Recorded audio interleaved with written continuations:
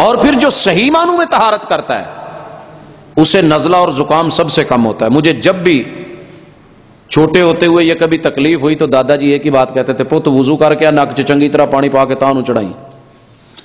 کہنا دادا جی غوطہ لگتا ہے. کہتے ہیں بیٹا یہ غوطہ ہی تو ہے.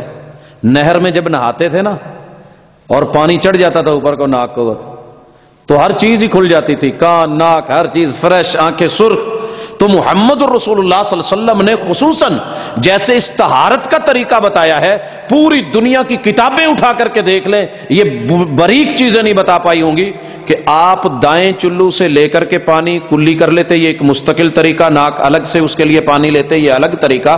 لیکن یہ طریقہ دنیا کے کسی مذہب میں نہیں کہ آپ نے ایک ہی چلو میں پانی لیا ہے, اس میں سے منہ میں لے لیا, پہلے منہ میں پانی آ گیا, منہ بند ہو گیا, منہ بھر گیا. جب منہ بند ہو گیا تو اب سانس لینے کا ایک ہی راستہ ہے اور وہ ناک ہے. اب جب آپ نے باقی حصہ ناک میں لگا کر کے اوپر پانی چڑھایا تو ہوا ویکیوم کرتے ہوئے اس کو اوپر چڑھاتے ہوئے, منہ تو بند ہے, یہاں سے تو سانس نہیں آئے گا, سانس بھی ادھر سے آ رہا ہے, پانی بھی ادھر جا رہا ہے, اور یہ خیشوم آخری حد تلک چڑھ جاتا ہے جہاں تلک چڑھنا مقصود تھا. لیکن ہم کوشش ہی نہیں کرتے. روزے دار کو صرف کہا گیا تھا کہ تھوڑی سی ڈھیر رکھنا, لیکن ہم سارے روزے دار ہوتے ہیں وضو کرنے کے معاملے میں. تو اس طریقے سے اس پانی کو لے کر کے اوپر چڑھا کر کے پھر اس کو جھاڑ کر کے اچھی طرح صاف کر کے, یہ اگر طریقہ سکھایا ہے تو اسلام نے سکھایا. اس میں میڈیسن کے اعتبار سے جسمانی اور فزیکلی جو ہمیں مفاد اور فائدے ہیں وہ اپنی جگہ پر ہیں, اس کے اوپر کتابیں لکھی جا چکی ہیں, لیکن ہم نے جو طریقہ سیکھا ہے اس میں اس سے اچھا طریقہ دنیا میں کوئی اور نہیں. اچھا یہ بھی صاف ہو گئی. اب اس کے بعد چہرہ ہے. اللہ اکبر, پوری دنیا اس وقت چہرے پہ ہی مرتی ہے. سچی بات تو یہی ہے کہ اس چہرے نے بڑے بڑے گل کھلا رکھے ہیں, لیکن مومن کا چہرہ, مومن کا چہرہ. والدہ ساتھ تھی عمرے پہ, میں نہیں چاہ رہا تھا ادھر کی کوئی بات کروں, لیکن بہرحال چلیں. ایک کالا اور بڑا عجیب و غریب قسم کا حبشی سا واشی سا, تو نماز پڑھ رہا ہے. والدہ کہتی ہے اس کی جلد کتنی چمک رہی ہے تے کالا. میں نے کہا ماں جی بوٹ کو پالش کرواتے ہوئے ہم عام کسی پنجابی سے نہیں کرواتے, کوشش ہوتی ہے کسی پٹھان سے کروائیں. کہنی پتو کیوں؟ میں نے کہا کہ اس لیے کہ وہ بڑی محنت کرتے ہیں, پہلے صاف کرتے ہیں, پھر برش مارتے ہیں, پھر اوپر پالش, پھر اوپر جو ہے کوئی چمکانے والی آئٹم, پھر اس کے اوپر جو ہے برش, پھر اس کے اوپر ایک گدی بنائی ہوتی ہے وہ پھیر پھیر کے, بڑا زبردست. تو یہ بیچارہ جو ہے نا یہ کالا مسلمان ہے, اور یہ دن میں 5 مرتبہ اپنے آپ کو, اپنے چہرے کو دھوتا ہے, اس لیے گلو بھی ہے, چمک بھی ہے. تو مسلمان اپنے چہرے کی طہارت اور پاکیزگی کے لیے اسے جب دن میں 5 بار دھوئے گا تو کیسا رہے گا. راستے میں تھا, عبداللہ بھائی کا فون ہے, میں ایک ہاسپٹل کے اندر تھا, باہر نکلا تو 2 ریڑیاں کنوں کی لگی ہوئی تھی. ایک دے رہا تھا 200 روپے درجن اور دوسرا آوازیں لگا رہا تھا 120 روپے لے جاؤ. میں نے اس کو بھی دیکھا, اس کو بھی دیکھا. اس نے کیا کیا, صاف کر کے, دھو کر کے, چمکا کر کے اوپر ریڈ کلر کی لائٹ لگائی ہوئی, اس کا رنگ مزید نکھر رہا ہے. اور دوسرے نے پتہ نہیں جیسے منڈی سے آئے تھے, باغ سے اترے تھے, ویسے کے ویسے دڑا لگایا ہوا, لے جاؤ 120 روپے. اب ان کی جلد, اس کے مسام, اس کے اوپر مٹی ہے, ریٹ کم ہے, اس نے دھو کر کے, صاف کر کے, اس کو پاکیزہ کر کے, جھریوں کے اوپر پالش, مزید اس کو رنگ دے کر کے, صبغۃ اللہ ومن احسن من اللہ صبغہ. جب یہ نکلے گا تو اس کی طہارت, پھر اس چہرے کے اوپر کل قیامت کے دن زیور کی طرح چمکتا ہوا نور نہ ہو تو اور کیا ہوگا. خیر یہ وضو تو آپ کو آتا ہے, آپ کہتے ہوں گے اس نے کیا کیا باتیں شروع کر رکھی ہیں, ہم نے تو کچھ اور سننا تھا. آپ نے جو بھی سننا ہے نا اس کے لیے پہلے وضو ضروری ہے. اس لیے اس کے بعد چہرے کو اچھی طرح دھو کر کے, جہاں سے منبت الشعر ہے لا کر کے, آپ ان پٹیوں کے ساتھ لا کے, میں نے دنیا میں صرف مسلمانوں کی داڑھی نہیں ہوتی, سکھوں کی بھی ہے, یہودیوں کی بھی ہے, عیسائیوں کی بھی ہے, مختلف مذاہب داڑیاں رکھتے ہیں, بلکہ جو لوگ اللہ کو نہیں مانتے داڑیاں, ان کی بھی ہم نے داڑیاں دیکھی ہیں, لیکن ان کی داڑھیوں میں اور ہماری داڑھیوں میں فرق بڑا ہے, اللہ کا شکر ہے. یہ وہ داڑھی ہیں کہ جو گرمی میں اے سی کا کام دیتی ہیں اور سردیوں میں ماشاءاللہ ہیٹر کا کام دیتی ہیں. پوچھئے اس سے جس کی داڑھی ہے کہ جب وہ وضو کر کے اٹھ کے خلال کر کے اٹھتا ہے نا، نکلتا ہے، تو کتنی دیر ہوا گزر کر کے ماشاءاللہ دنیا کی کوئی بھی کسی بھی اچھے سے اچھے ایئر کولر کے اندر اتنی مہنگی آئٹم نہیں لگائی ہوگی وہ جالی، جتنی اللہ تعالیٰ نے ایک مومن کو یہاں دے دی ہے. پاکیزگی، طہارت، صفائی، خلال، یہ بھی محمد رسول اللہ صلی اللہ علیہ وسلم نے سکھایا. پھر اپنے بازو کو دھونا. اچھا، وضو کرنے والے کی یہ کونی دیکھیے گا، اور جس نے زندگی میں کبھی وضو نہیں کیا اس کی کونیوں کو کبھی چیک کر لینا، آپ کو بڑا فرق نظر آئے گا. دایاں بازو، پھر بایاں، اور پھر خصوصاً سر کا مسا. سر کے مسے پہ میری تو زلفیں خراب ہوتی ہیں، میں تو اس لیے نہیں کرتا. ٹھیک ہے نا. کچھ لوگ، آپ کو پتا ہے کہ کچھ لوگ مسا یوں کرتے ہیں، ایک انگلی بھگوئی یہ مسا ہو گیا. یہ باقاعدہ مسلک ہے، ایک گروہ ہے کرتے ہی ایسے ہیں. میرے ساتھ میں ایران کا ساتھی وضو کر رہا تھا، اس نے پورا سارا وضو کر لیا اور آخر پہ جوتا اتارا پاؤں کے اوپر، یوں کیا مسا. میں نے کہا یہ بیچارہ ارجلکم والا ہے.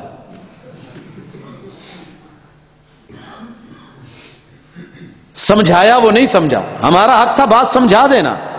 کتاب اللہ نے، محمد رسول اللہ صلی اللہ علیہ وسلم نے جو کچھ سکھایا ہے، مسے کا طریقہ سب کو آتا ہے، لیکن یہ جو دل ہے نا یہ زہری حالتوں پہ جاتا ہے. میں مسا کر لیا، میرا چیر ٹہ جانا ہے، میرا سٹائل خراب ہو جانا ہے، میری پگڑی. تو محمد رسول صلی اللہ علیہ وسلم سے مسا کرنے کے دو طریقے وہ بھی آپ دیکھ لیں جس سے بالوں کی صفائی ہوتی ہے. بدأ بمقدم راسہ، پانی لیا ہوا ہے، ہاتھ گیلے ہیں. آپ علیہ الصلوۃ والسلام نے یہ والا جو حصہ ہے یہاں سے مسا شروع کیا ہے، اس کو آخر تک لے کے گئے، اپنی گدی تلک، یہاں آخر جو ہے جہاں پہ بال اگنا بند ہو جاتے ہیں. اب عورتیں بھی ہیں ظاہر، وہ تو اپنے بال کہاں ہیں ان کے جا کے ختم ہوتے ہیں، تو جہاں بالوں کا اگنا ختم ہوتا ہے وہاں تک مسا ہے. اور پھر آپ علیہ الصلوۃ والسلام ان کو ہاتھوں کو ویسے ہی لے کر کے آئے. اب جاتے ہوئے اوپر والا حصہ اور واپس آتے ہوئے نیچے تلک، اس کی جڑوں تلک جو ہے وہ ہاتھ پھرتا ہے. جتنی مرضی مٹی، گرد و غبار، اس طرح کے معاملے ہیں الحمدللہ یہ بھی فریش ہو جاتے ہیں، اور دن میں 5 مرتبہ ان کو صفائی اور پاکیزگی اور طہارت میسر ہوتی ہے.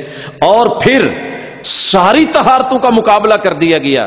ایک طہارت ایسی ملی مجھے رسول اللہ صلی اللہ علیہ وسلم کے دین میں، پاکیزگی میں، وہ کانوں کی تھی جو کسی بھی شخص کو، ایون کہ میں نے یوگا والوں کو بھی کرتے کرواتے نہیں دیکھا. اگر کوئی بیٹھا ہو اسے پتا ہو تو میری رہنمائی کر دے، لیکن میں نے کوشش کی، اور وہ ہے کہ یہ انگلی گیلی ہے اور انتہائی باریک بینی کے ساتھ اسے کانوں کے اندر سوراخ میں لگا کے، بڈ ملتے ہیں نا چائنا والے، وہ اوپر روئی لگی ہوتی ہے، وہ اندر تک چلے گئے وہ تو کر لے، لیکن یہ والے حصے پورے کے پورے گھما کے جہاں جہاں اس کے جو درزیں اور دراڑیں اللہ نے بنا ڈالی ہیں کتنی عمدگی کے ساتھ اس کو لکھ کے باہر، پھر پیچھے سے انگوٹھوں کے ساتھ اس کو مکمل کر دیا گیا. الحمدللہ وضو کرنے والا، دین اسلام کی طہارت لینے والا، اس کے کان بھی صاف ستھرے، کان بھی. میرے ساتھ ایک پروفیسر صاحب ہیں، وضو ان کے شاید مقدر میں نہیں ہے، ان کے کانوں کے اندر اکثر میل اور کھپ جمی ہوئی ہوتی ہے. میں انہیں روزانہ تھوڑی تھوڑی توجہ دلاتا ہوں. میں نے کہا بھائی وضو کیا کرو.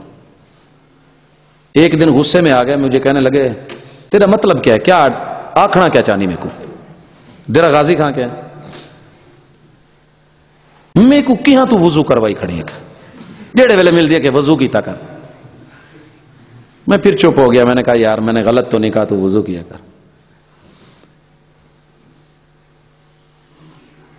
ابھی ان کی شادی کو سال ہوا ہے. جب شادی ہوئی نا تو شادی کے بعد میرے سامنے آ کے ہنسنے لگ گئے. میں نے کہا خیر ایسے ہی آج کھل دے بیٹھو. اونچی اونچی مسکرانے لگے، کہکا لگا کے کرسی پہ پیچھے گئے. تو میں نے کہا بھائی کھیل لے، شوگر میں لے، خیر ہے آج بہت خوش بیٹھے ہوئے.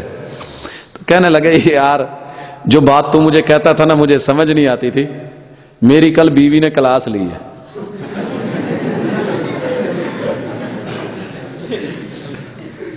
میں نے کہا کیا کہا ہے؟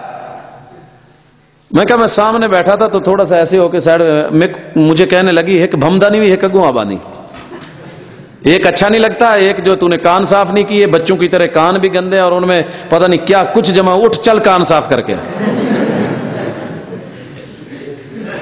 کہتا میں نے کیے لیکن سمجھ نہیں آئی، مجھ سے ہوئے نہیں۔ میں نے کہا یہ پھر اس نے بات کی تو میں بیوٹی پارلر پہ چلا گیا، میں نے اسے کہا یار آج گھروں کن کھچوائی کھڑا کوئی کو ذرا صاف کر دے کے۔ اس نے پھر بڑی محنت کی اور رگڑا اور پھر درد ہوئی اور پرانی کئی سالوں کی جمی ہوئی جب میل نکلی تو پھر مجھے سمجھ آئی کہ وضو کیا ہوتا ہے، اور کہتا ہے کہ اب میں روٹین سے وضو کرتا ہوں، اللہ کا شکر ہے کہ اب وہ مسئلہ نہیں۔ اور جو وضو نہیں کرتا، کانوں کا مسا نہیں کرتا، میرے چھوٹے بیٹے کا کہنا ہے بابا اس کے کان سے پوٹی جیسی بو آتی ہے۔ اگر یقین نہ ہے تو کبھی گرمیوں میں جب وضو نہیں کرتا اس کے ذرا کان بہانے سے کھینچتے ہوئے سونگ لینا، آپ لوگوں کو سمجھ آ جائے گی۔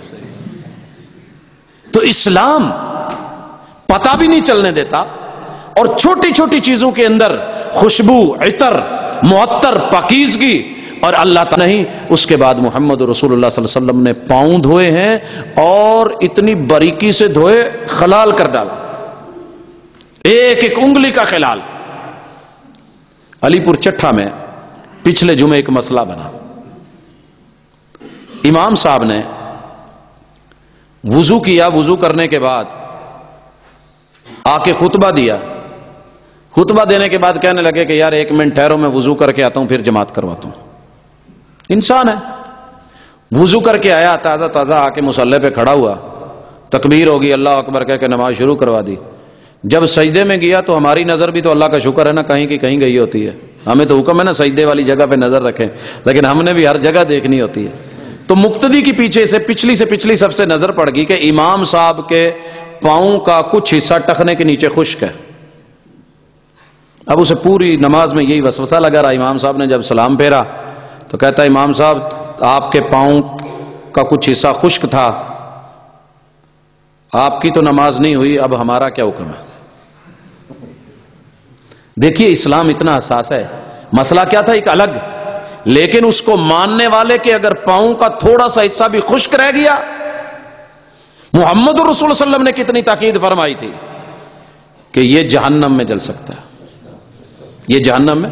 وضو کرنا ہے تو پورا کرو، صحیح کرو۔ الوضوء فی الصبرات، سرد ترین موسم اور ٹھنڈا پانی ہے، گیزر نہیں ہے، گیس نہیں، کچھ بھی نہیں، وضو پھر بھی مل مل کے پورا کیا جائے۔ میں محمد صلی اللہ علیہ وسلم ضمانت دیتا ہوں کہ اللہ مشکل وقت میں اس کی مشکل کو ٹال دے گا، اس عمل کی وجہ سے اس کے لیے وہ کفارہ بنا دے گا۔ اچھا جی وضو ہو گیا، اب وضو کے بعد اگلا مسئلہ ہے کہ طہارت کی کہاں ضرورت پڑتی ہے۔